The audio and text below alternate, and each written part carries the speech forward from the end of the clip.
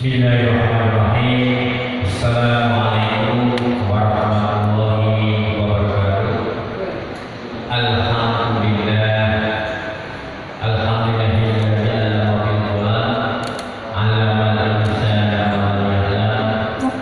Subhanaka la ilma lana illa ma 'allamtana, innaka antal 'alimul hakim. Rabbi shrah li sadri wa yassir li amri wahlul 'uqdatam min lisani yafqahu qawli. Amma jamaah masjid Al-Ghurba yang mudah-mudahan dirahmati Allah Subhanahu wa taala.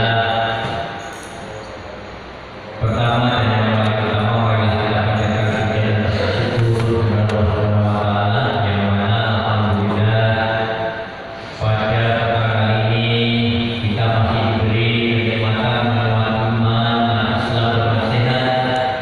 Tentunya nikmat sempat jika kita bisa menjalankan perintahnya sholat berjamaah bersama, dan akan dilakukan dengan taklim melalui ilmi yang insyaallah akan disampaikan oleh Bapak Ustaz Khairul Anam SPT. Untuk itu mudah-mudahan niatnya kumpulnya jamaah semuanya di sini dapat ridho dan maghfirah dari Allah Subhanahu wa taala. Amin ya rabbal alamin. Sholawat dan salam semoga tercurah kepada kita sebagai berikutnya. Mudah-mudahan istiqomah dalam perintah-perintahnya, dan mudah-mudahan kita mendapatkan syafaat semuanya nanti di yaumul kiamah. Amin ya rabbal alamin. Marilah kita awali, kita buka kajian pada malam ini dengan membaca Fatihah. Mudah-mudahan fadilah dan syafaat Fatihah ada kepada orang tua kita, saudara-saudara kita yang mendahului kita. Mudah-mudahan diampuni dosa-dosanya dan dilapangkan alam kuburnya dan barang kecil oleh Allah Subhanahu wa taala. Dan mudah-mudahan dari kita yang saat ini lagi musibah atau penyakit yang akan diangkat penyakitnya. Amin ya rabbal alamin. Dunia ini solehah, berbahagia berbahagia. Alhamdulillah minasyaitonirrajim. Bismillahirrahmanirrahim. Alhamdulillahirabbil alamin, arrahmanirrahim, maliki yaumiddin. Iyyaka na'budu wa iyyaka nasta'in, ihdinas siratal mustaqim, siratal ladzina an'amta 'alaihim ghairil maghdubi 'alaihim waladdallin. Amin. Terima kasih bagi jamaah yang masih ada di luar, yang silakan untuk melakukan ya. Kita lagi begitu aja. Assalamualaikum warahmatullahi wabarakatuh. Assalamualaikum warahmatullahi wabarakatuh. Allahumma shalli ala sayyidina Muhammad wa ashhadu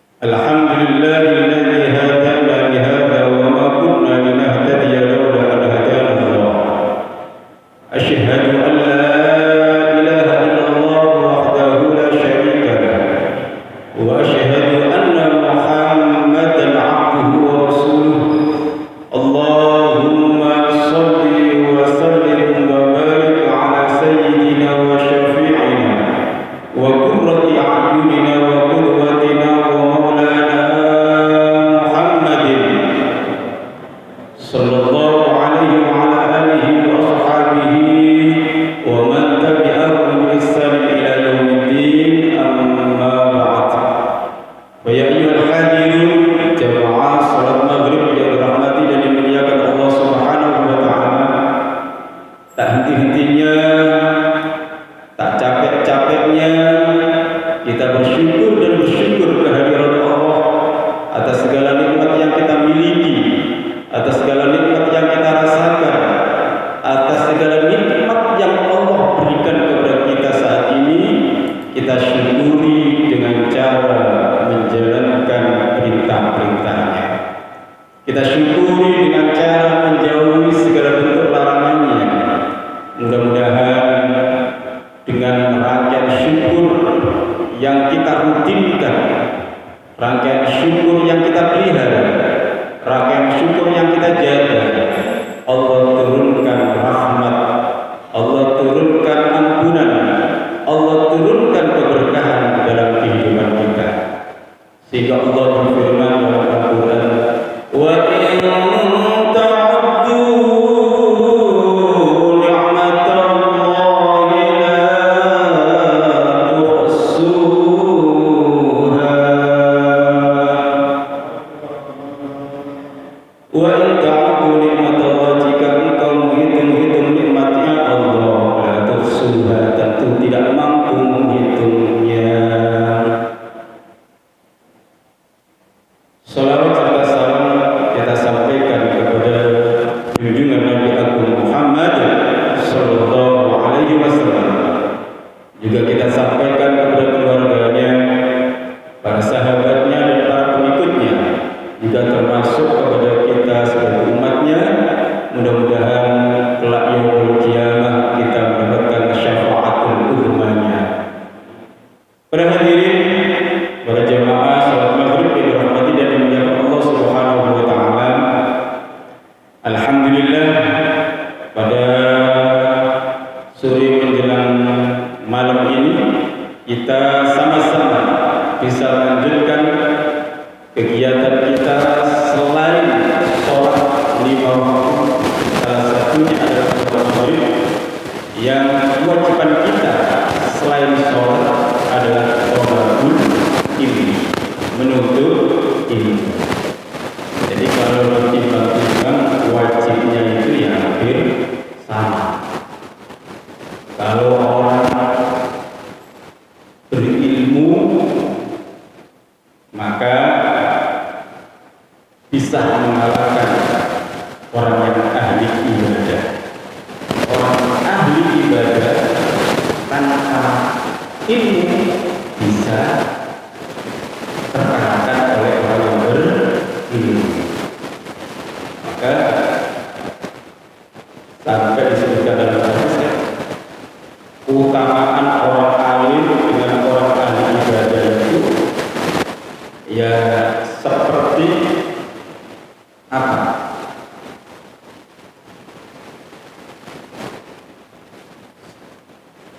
Kalau orang yang berilmu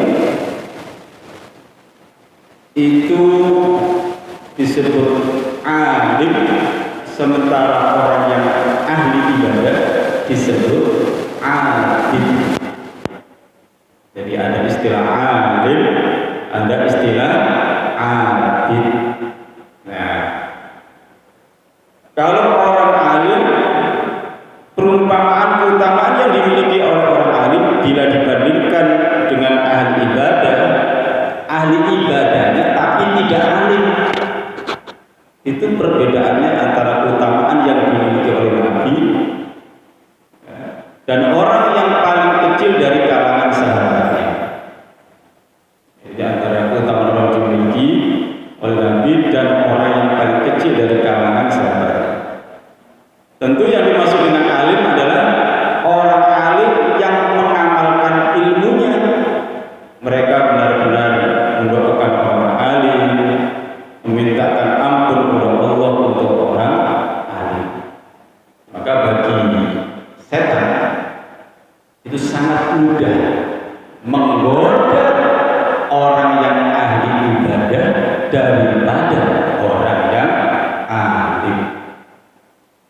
Para jemaah yang dirahmati Allah Subhanahu wa taala, pengajian kita pada sore menjelang malam ini kita akan membahas hadis tentang keutamaan membaca surat Al-Ikhlas.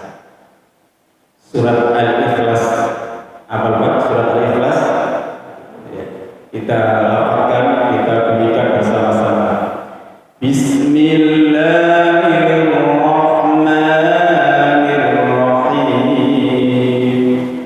Qul huwallahu ahad, Allahus samad, lam yalid wa lam yulad wa lam yakul lahu kufuwan ahad.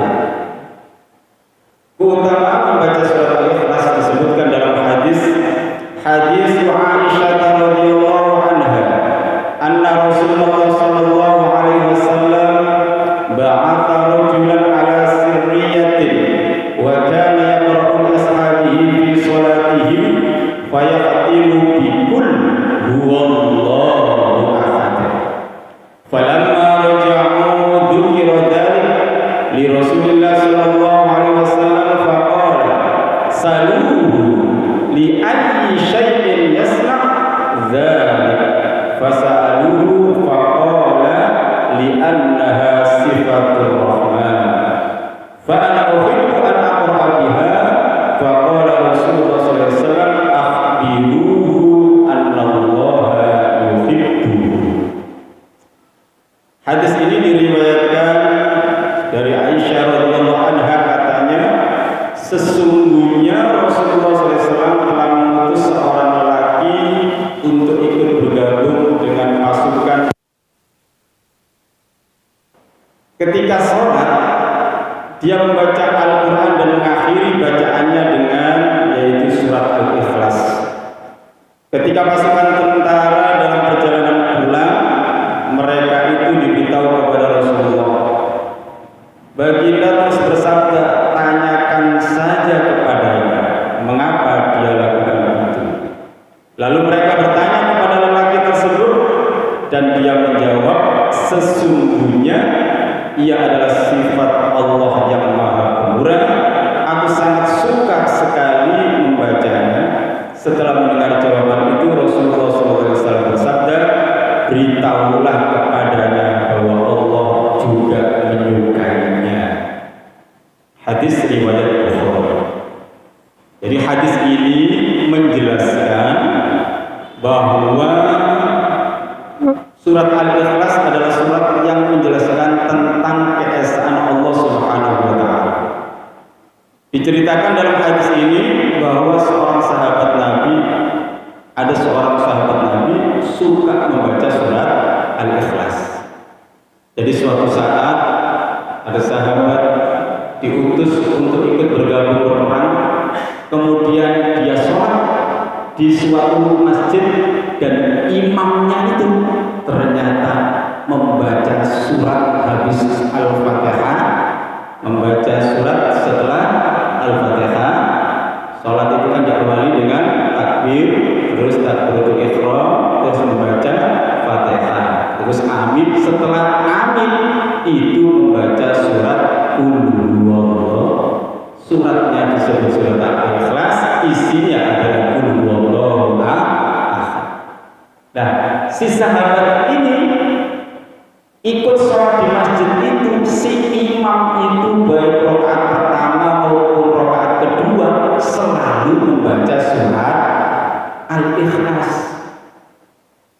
Padahal masjid besar, imam besar, tapi ketika ngimami, ketika menjadi imam, surat yang dibaca Al-Ikhlas lagi, Al-Ikhlas lagi, Al-Ikhlas lagi, Al-Ikhlas lagi. Akhirnya sahabat ini pulang. Setelah pulang, keadaan yang semacam ini dilaporkan kepada Rasul. Ditanyakan kepada Rasulullah, ya Rasul, saya mampir di masjid anu, imamnya Pak Kiai anu, kalau ngimami kok surat Ikhlas dulu. Kata Nabi, kata sahabat ini laporan sama Nabi begitu.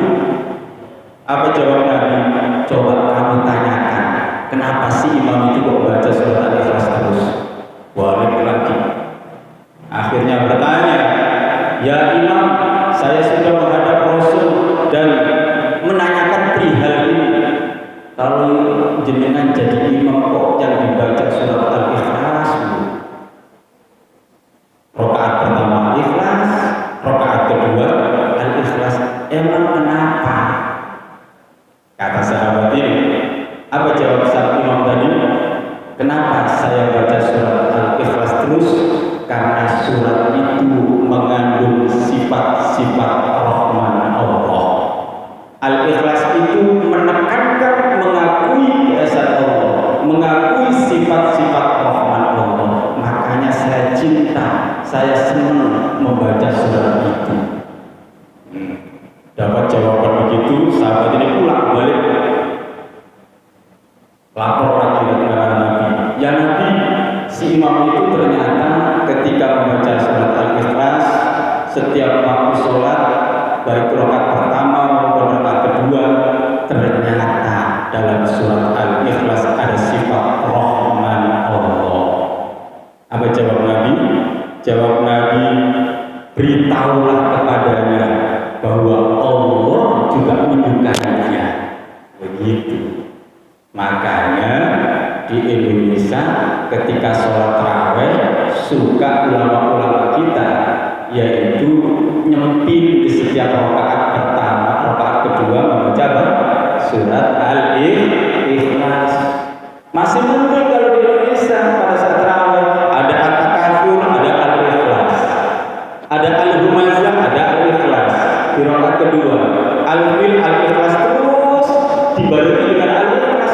Ini si imam di zaman Nabi, di zaman Nabi pada saat sholat pertama Al-Ikhlas, kedua Al-Ikhlas. Nabi tidak marahi, malah Nabi senang. Kenapa? Karena yang dibaca itu adalah surat yang mengagungkan, yang memahasucikan Allah Subhanahu wa Ta'ala, sehingga Allah juga senang kepada hambanya yang suka membaca surat Al-Ikhlas. Jangan kemelinting jadi imam. Kalau kemelinting ya kata orang Jawa, pada saat tarawih tiba-tiba surat Al-Baqarah. Ketika ditanya, kok surat Al-Baqarah mengikuti siapa? Ya, baca Al-Quran. Ketika ditanya nggak tahu ikutin siapa. Tapi kalau Al-Ikhlas ada ceritanya. Makanya ulama-ulama di Indonesia pada saat sholat tarawih rakaat pertama surat yang lain, begitu sholat rakaat yang kedua Al-Ikhlas, rakaat pertama surat yang lain, begitu rakaat kedua Al-Ikhlas. Ada ceritanya. Begitu ada salah seorang yang jadi imam sholat tarawih, nggak tahunya surat di luar yang sudah diajarkan ulama-ulama Indonesia. Membaca misalnya Ar-Rahman, dibaca begitu di akhir lama sekali. Makmum yang di belakang teriak-teriak, "Qul huwallahu ahad."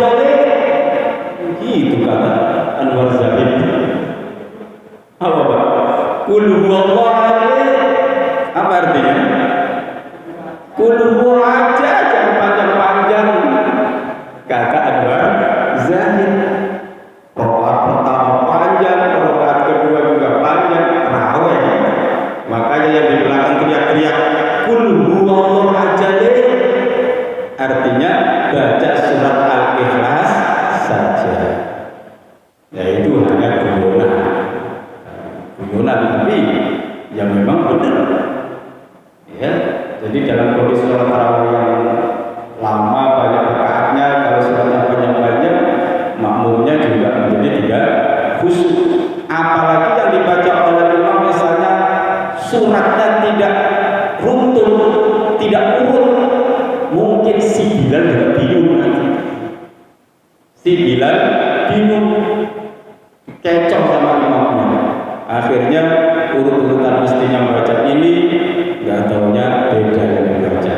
Karena antara si Bilal sama si imam matching bacaannya. Tapi kalau matching, insya Allah rakaat pertama sholatnya ini Bilal, rakaat kedua ini si makmum, si imam juga bisa mengikuti. Yang semua lupa menjadi ingat, oh yang dibaca ini berarti rakaat yang ini. Begitu. Tapi surat yang dibaca acak, bingung, hilang juga. Para jemaah yang dirahmati Allah Subhanahu wa taala, lalu apa kandungannya surat Al-Ikhlas itu? Jadi ternyata fadilah daripada surat Al-Ikhlas ini banyak sekali. Salah satunya adalah surat Al-Ikhlas itu menjadi jaminan surga bagi orang yang membacanya.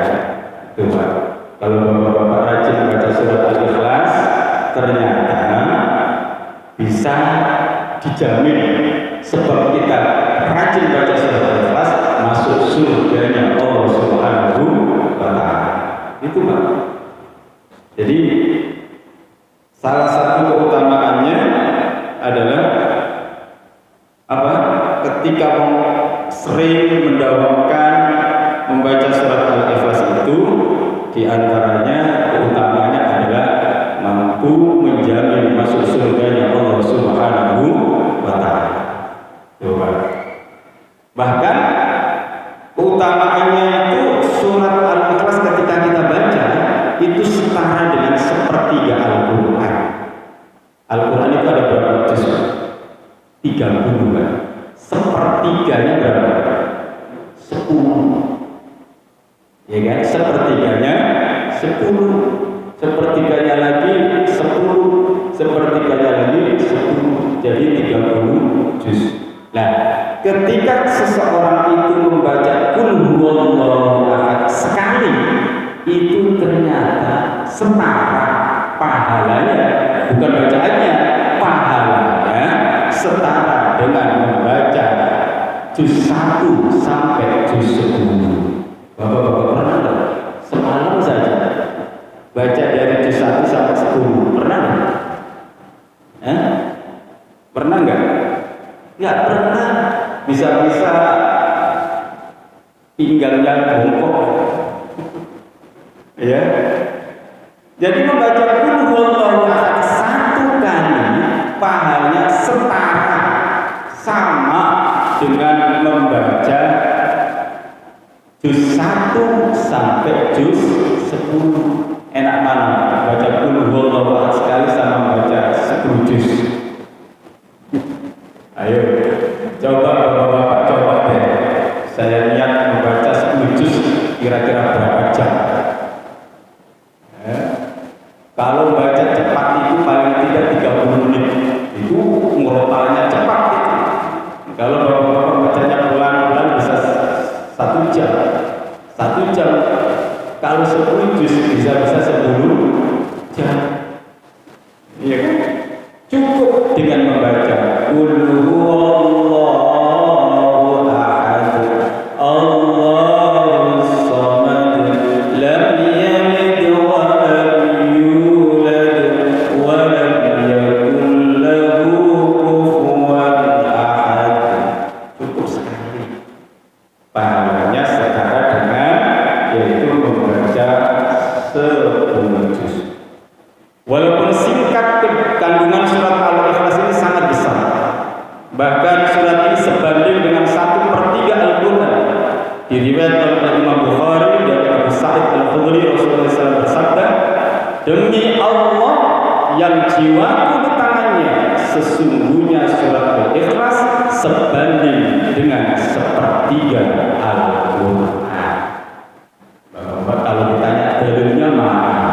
Ya ini dalilnya hadis yang diriwayatkan oleh Imam Bukhari menyebutkan bahwa demi Allah yang jiwaku di tangannya, sesungguhnya surat Al-Ikhlas sebanding dengan 1/3 Al-Quran. Dalil hadisnya, kalau bapak mencari dalil Qurannya, ketemu ayat yang menyebutkan begitu. Ini dalil hadisnya. Jadi ketika bapak nasihati orang, gak usah kita baca 10 juz, cukup 1 surat, yaitu surat Al-Ikhlas sekali saja, pahalanya setara dengan membaca 1/3 juz dalam Al-Quran. Cukup membaca Al-Ikhlas 1 malam. Yang dinasihati, emang tahu dari mana? Oh, gak percaya. Saya dengar ngaji, dalilnya hadisnya bunyi begini. Nah itu jadi dalil hadisnya ya yang diriwayatkan oleh Imam Bukhari. Surat Al-Ikhlas memang mengandung nama-nama Allah dan sifat-sifatnya Allah yang menggambarkan keesaan dan kebesaran Allah. Dijelaskan dalam kitab Fathul Bari, Al-Quran terbagi menjadi 3 bagian. Jadi Al-Quran itu kan 30 juz. Ternyata kandungan di dalamnya terbagi menjadi 3 bagian. Pertama yaitu membahas tentang tauhid. Tauhid itu apa? Tentang keesaan Allah. Salah satunya adalah surat Al-Ikhlas. Itu mengandung tauhid. Coba, Qul huwallahu ahad. Katakanlah dia adalah zat yang maha esa. Allah yang maha esa. Allahus samad. Allah tempat bergantung. Artinya segala urusan makhluk bergantungnya itu hanya kepada Allah Subhanahu wa ta'ala. Lam yalid wa lam yulad. Tidak beranak dan tidak beranakan. Enggak punya anak, ya enggak punya bapak. Enggak ada yang melahirkan, enggak ada yang dilahirkan. Wa lam yakul lahu kufuwan ahad. Dan tidak ada yang menyerupai seseorang pun. Perhatikan ayat Al-Quran itu unik sekali. Qul huwallahu ahad. Ahad yang pertama punya arti apa itu? Esa.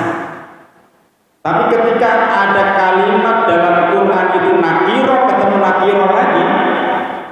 Nakiro itu isim umum. Ketika ada kalimat nakiro ketemu nakiro lagi, di ujung ayat itu kan walam yakul lahu kufuwan ahad. Sama enggak ahad yang pertama sama yang kedua? Beda, pasti akan beda. Kalau yang pertama ahad yang pertama tadi artinya esa, yaitu Allah, tapi ahad yang terakhir itu yang dimaksud adalah manusia, bukan Allah Subhanahu wa ta'ala. Lam yalid wa lam yulad wa lam yakul lahu kufuwan ahad. Tidak ada yang menamai seorang pun. Tuh, ahad di situ punya arti manusia, bukan Allah. Padahal sama-sama kalimatnya sama, yaitu ahad. Jadi dalam Al-Quran itu kalau ada kalimat nakiro yang pertama, keduanya pasti akan beda artinya. Salah satu contohnya adalah dalam surat Al-Ikhlas. Para jamaah yang dirahmati Allah Subhanahu wa ta'ala, jadi kandungan Al-Quran 30 juz itu satu diantaranya adalah tentang ketauhidan, mengesahkan Allah Subhanahu wa ta'ala. Yang kedua adalah berkaitan dengan hukum munakahat, hukum tentang pernikahan, hukum jinayat, dan hukum muamalah. Itu di kandungan Al-Quran ada semua itu. Kalau kita mau mempelajarinya, jadi hukum ada hukum waris, ya kan? Ada hukum jinayat, ada hukum apa lagi? Banyak. Dan itu ada 1/3 daripada kandungan Al-Quran itu membicarakan tentang hukum-hukum Allah Subhanahu wa ta'ala. 1/3 yang ketiga itu mengandung yaitu apa? Berita kebaikan, keburukan, berita-berita tentang apa kehidupan para nabi. Ya. Jadi yang ketiga itu berita-berita, ya termasuk sirah, berita zaman nabi, berita yang akan datang, ya, semua tentang kehidupan masa lalu, masa saat ini, masa yang akan datang. Itu bagian yang ketiga. Makanya secara jumlah, secara kebetulan, bukan kebetulan, memang yang dibikin 30 juz kandungannya kayak begitu. Para jemaah yang dirahmati Allah Subhanahu wa ta'ala, jadi ingat Al-Quran 30 juz ada mencakup 3 aspek, yaitu tauhid, yang kedua apa? Hukum Islam. Hukum Islam yang ketiga adalah berita-berita ya tentang sejarah, tentang kabar gembira, tentang kabar sedih, tentang surga, tentang neraka. Itu kabar-kabar berita yang ada dalam Al-Quran. Perhatikan yang Allah Subhanahu wa Ta'ala. Maka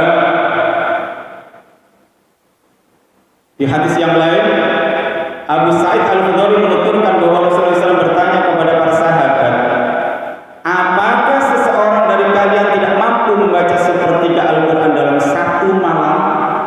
Nabi bertanya kepada para sahabat, apakah seseorang dari kalian tidak mampu membaca sepertiga Al-Quran dalam satu malam saja?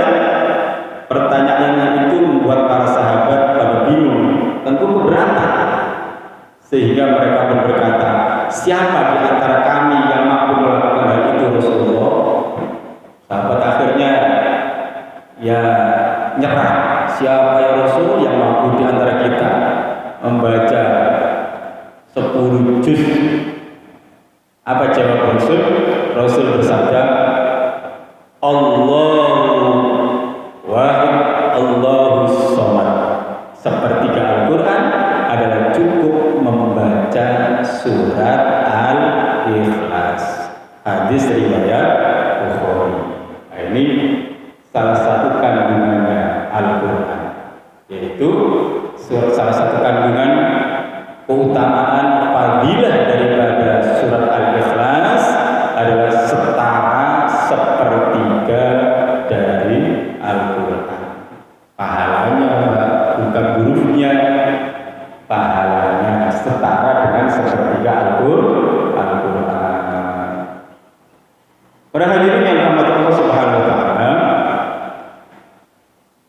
selain itu pula surat Al-Ikhlas sama dengan yaitu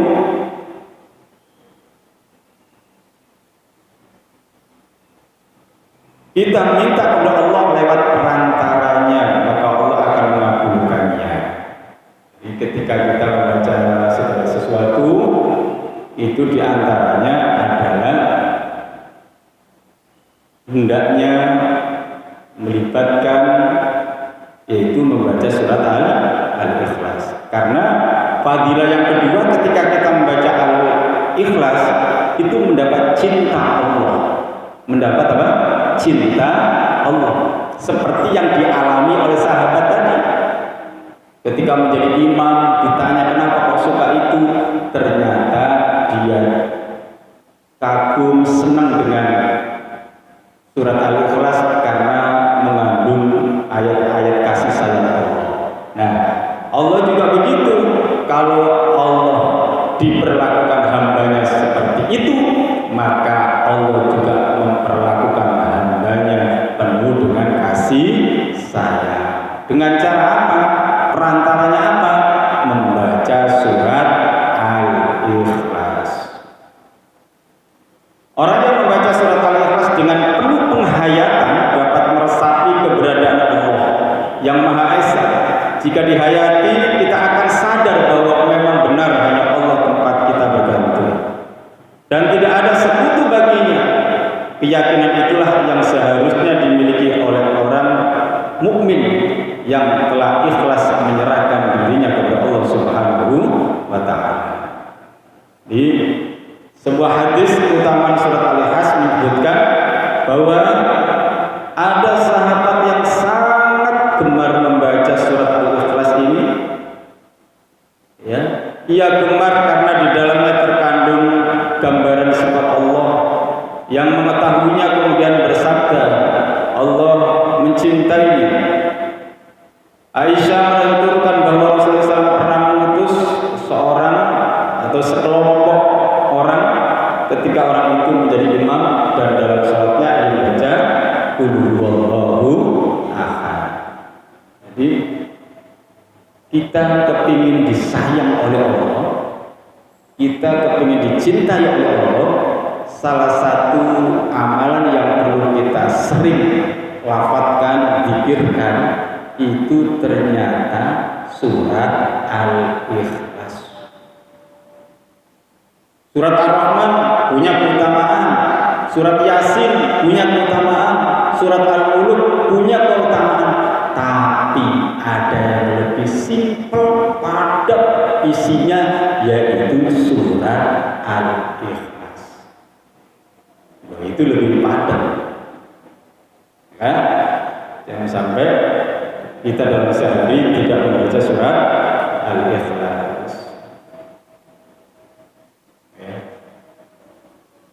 Saking kasih sayangnya Allah. Jadi kita masuk surganya Allah itu kan bukan karena banyaknya amal yang kita lakukan, tapi sebab kasih sayang Allah. Bapak-bapak ibadahnya, ibadah sholat banyak, baca Qur'annya banyak, sedekah zakatnya banyak, tapi kalau nggak dapat kasih sayang Allah, nggak bakal bisa masuk surga.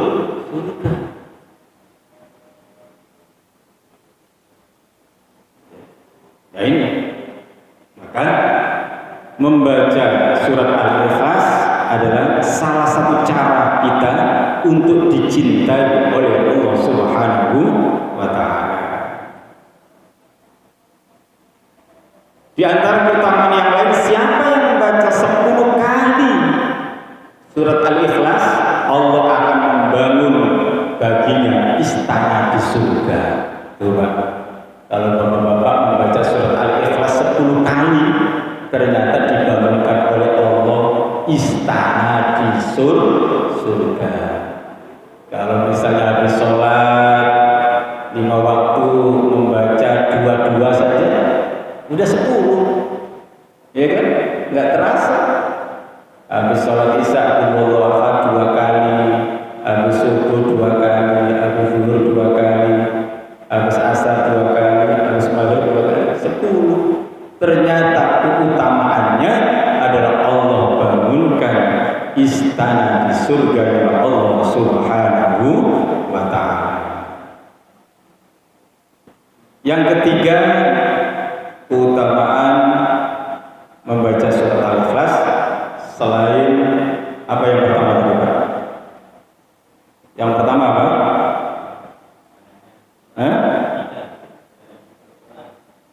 Setara dengan sepertiga Al-Quran. Yang kedua, dicintai Allah, mendapat cinta Allah. Yang ketiga apa? Menambah rizki.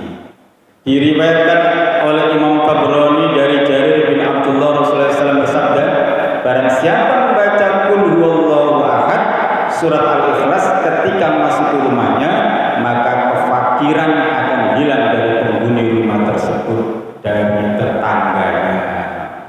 Jadi kalau kita rajin baca Qul huwallahu ahad di rumah kita, insya Allah tidak diusiri, insya Allah tidak dimacam-macamin tetangga kita, baik yang nampak maupun yang tidak nampak. Apa yang tidak nampak? Sekarang kan hidup itu penuh dengan persaingan, jadi yang tidak nampak-nampak itu orang sudah mengerahkan, nggak bisa dohirnya, ya yang nggak bisa lihat. Ya, jadi kalau kita bentengi dengan Qul huwallahu ahad, insya Allah menang. Ini janji Allah. Ya, disebutkan dalam hadis bahwa barang siapa membaca Qul huwallahu ahad atau surat Al-Ikhlas ketika memasuki rumahnya, maka kefakiran akan hilang dari penghuni rumah tersebut. Para hadirin yang dirahmati Allah Subhanahu wa Ta'ala, keutamaan yang terakhir yaitu menjadikan seseorang masuk surga. Jadi kalau orang yang rajin membaca surat Al-Ikhlas, yaitu menyebabkan dia masuk surga Allah, sebab keutamaan membaca surat Al-Ikhlas. Membaca la ilaha illallah saja bisa masuk surga, apalagi Qul huwallahu ahad. Pada jemaah yang dirahmati Allah Subhanahu wa Ta'ala, inilah kandungan surat Al-Ikhlas. Semoga surat yang pendek ini mampu memberikan petunjuk kepada kita